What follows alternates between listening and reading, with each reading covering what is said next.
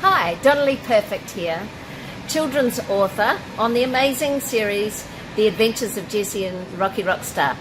And the way that I love to make a real positive difference on a Monday is I, first of all, wake up with gratitude. And I think of the 5 most grateful things I have in my life. And it could be just the simplest things like the breath, waking up and having the love of my family around me, having a roof over my head.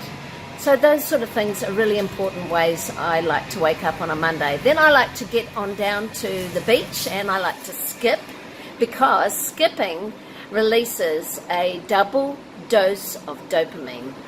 And with the double dose of dopamine, we get laughter, we get smiles. So I would suggest you try and put a skip into your day and keep depression away.